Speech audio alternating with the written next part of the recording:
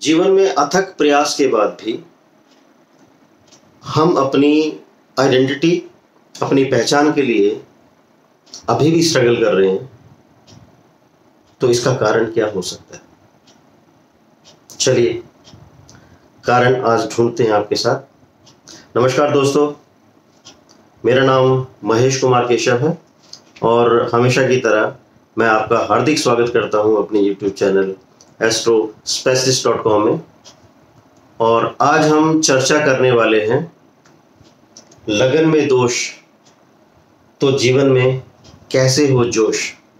जी हाँ, जितना भी हम प्रयास करें, मेहनत करें, लेकिन परिणाम नहीं। हमारी जन्म कुंडली हम देखते हैं तो उसमें दशा, अंतरदशा, प्रत्यंतर दशा, ट्रांजिट, गोचर बहुत अच्छा चल रहा होता है, लेकिन फिर भी इतना सार्थक परिणाम हमारे पक्ष में क्यों नहीं रह पाता? दोस्तों, हमारे जन्म कुंडली में 12 भाव हैं और इन 12 भावों में 12 राशियां होती हैं और सामान्यतः 9 ग्रह हम विवेचना के लिए लेते हैं। यकीन करिए कि कुछ ना कुछ दोष तो सबकी कुंडली में होता है, लेकिन अगर लगन में दोष हो जाए तो वो अकेला दोष इस कुंडली के, आपकी जन्म पत्रिका के बाकी के 11 ग्रहों के, 11 भावों के फलों को भी हीन कर देता है, उसके सुखों को कम कर देता है। आपको पता होना चाहिए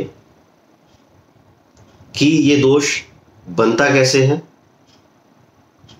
और कोई भी समस्या इतनी जटिल नहीं है कि जिसका समाधान ना हो। लेकिन क्या हम उसी समस्या को हल करने का प्रयास कर रहे हैं, ये जानना जरूरी है। हो सकता है आप किसी और ग्रहों की वजह से अपने आप को ग्रसित महसूस कर रहे हो और उनका उपाय आप कर रहे हो, लेकिन समस्या कहीं और है। और ये बहुत ही मूलभूत, आधारभूत समस्या है। अगर ये समस्या आपकी पत्री में है तो इसका उपाय करना आपका सर्वोत्तम, सर्वप्रथम कर्तव्य बनता है। तो पहले तो ये जानते हैं कि ये दोष हम पहचाने कैसे। लगन आपकी पत्रिका का सबसे पहला भाव, और इस भाव को पहचानना आपके लिए बहुत जरूरी है।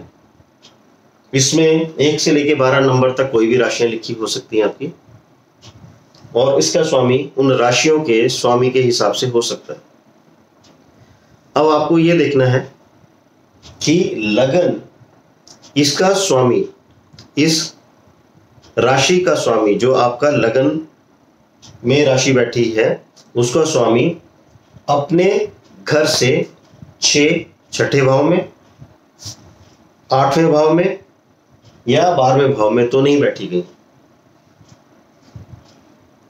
दोस्तों, अगर आपकी कुंडली का स्वामी, आपकी कुंडली में आपके लगन का स्वामी छठे भाव, जो ऋण, रोग और शत्रु का द्योतक है, उसमें अगर बैठा है, तो आप यकीन मानिए कि आपका शरीर, आपका तन भाव ऐसे भाव में बैठा है जहां से ये समस्याएं उभर के आती है। तो कोई ना कोई ऋण, कोई ना कोई रोग और कहीं ना कहीं से शत्रु, चाहे वो आपके सामने हो या आपके आसपास मीठा बोलने वाले हो, लेकिन शत्रुपूर्वक व्यवहार या भावना आपके प्रति रखते हैं, जो आपके कर्म स्थान में, आपके ऑफिस में, आपके परिवार में, आपके पीछे आपके जीवन को कष्टपूर्ण बनाने में हमेशा प्रयास करते रहते हैं। तो ये अगर भाव है तो इससे आप इन चीज़ों को पढ़िए और जानिए कि इसमें आप अगर कोई भी अगर लोन लेते हैं, कर्ज अगर आप लेते हैं, तो कर्ज को भरने का अथक प्रयास करने के बाद भी कर्ज पूरा नहीं भरा जाता। इसके बाद अगर लग्नेश अष्टम भाव में है तो अष्टम भाव है मृत्यु तुल्य कष्ट, ये मृत्यु भाव है। मृत्यु तो जितना जीवन है वो मिलेगा आपको, लेकिन मृत्यु तुल्य कष्ट आपको जीवन में कई बार मिलता है, मृत्यु फिर भी एक बार मिलती है। तो ऐसा बहुत बार जीवन में समय आता है कि जब आपको लगता है कि जीवन मिला ही क्यों, ऐसे जीवन से तो छुटकारा ही सही, वो ये कारण है। इसके अलावा अगर ये लग्नेश 12वें घर में बैठता है तो ये लग्नेश एक तो अपने भाव से 12वें बैठने की वजह से इसने अपने घर की वैसे ही शुभता खो दी और बहुत कमजोर कर दिया इसने अपने आप को। तो ऐसा जातक बहुत कमजोर होगा समाज को फेस करने में, परिस्थितियों का सामना करने में, इंटरव्यू का सामना करने में, किसी भी जटिल परिस्थिति को एकदम घबरा जाएगा। इसके अलावा खर्चे का घर है, जो कमाएगा उससे कहीं ज्यादा खर्च हो जाएगा। व्यवस्था अगर 10 रुपए की होती है तो 20 से 25 रुपए का खर्चा पहले ही तैयार होगा।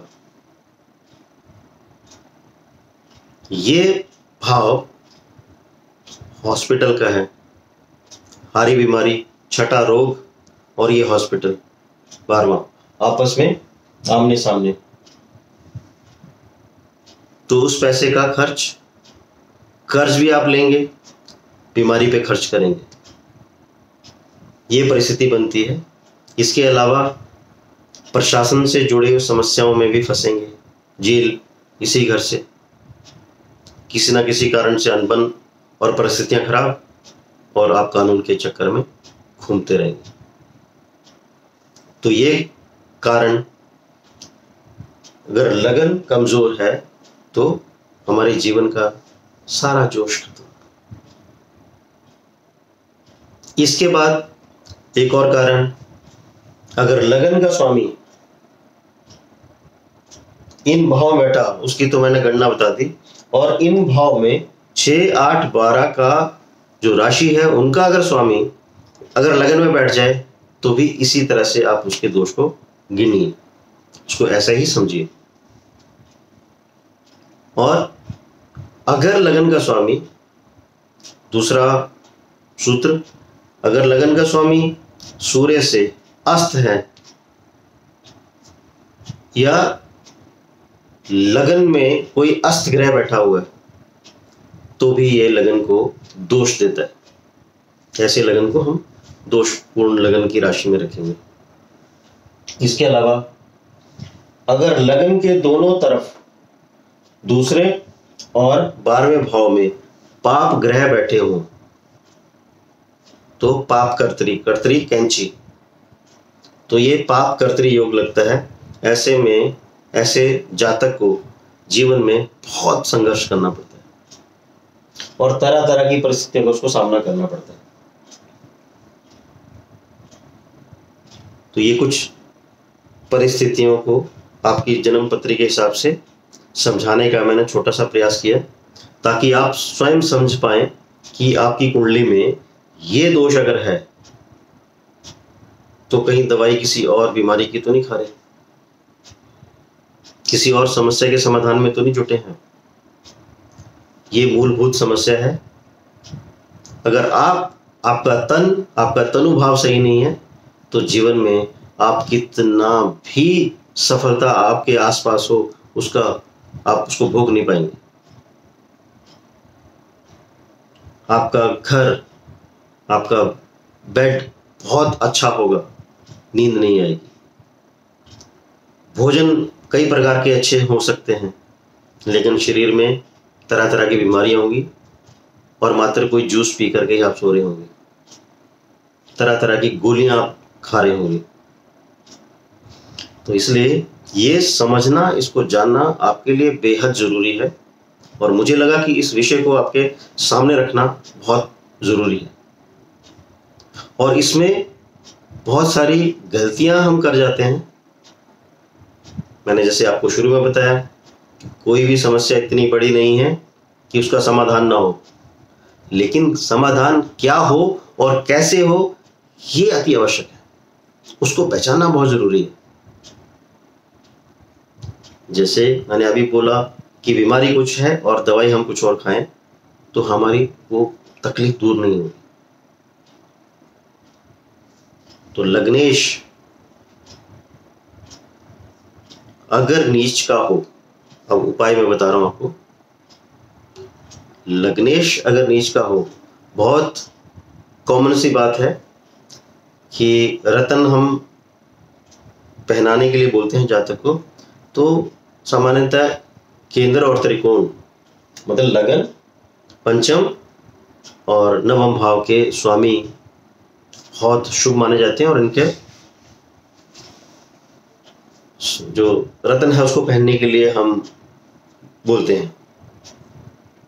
लेकिन आपसे हाथ जोड़ के प्रार्थना है कि यदि आपका लग्नाधिपति नीच का है तो उसका कभी भी रतन ना धारण करें। और दूसरी बात, अगर आपका लगन का स्वामी मारक घरों में भाव में बैठा है तब भी उसका रतन धारण न करें।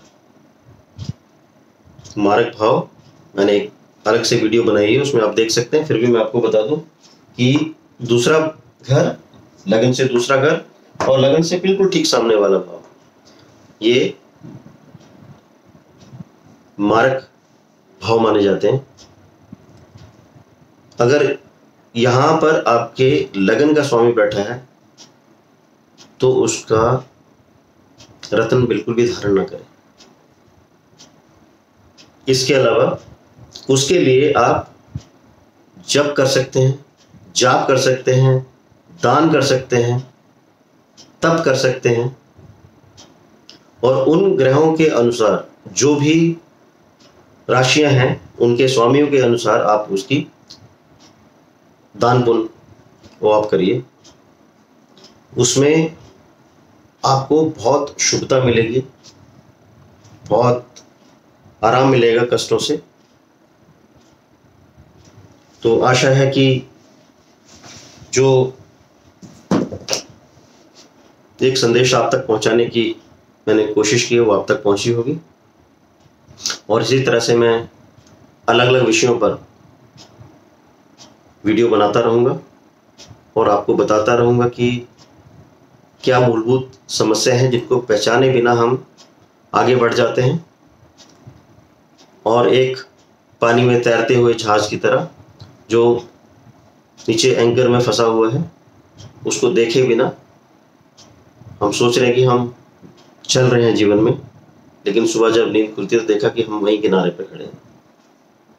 तो इसके कारण को समझाने का प्रयास मैं करता रहूँगा और वीडियो आपके लिए इस तरह से बनाने के लिए, प्रेरित करने के लिए मेरे वीडियो को लाइक करें, शेयर करें, सब्सक्राइब करें और सदैव इसी तरह से अपना प्रेम मुझ पर बरसाते रहें। भारत माता की जय। जय श्री राम।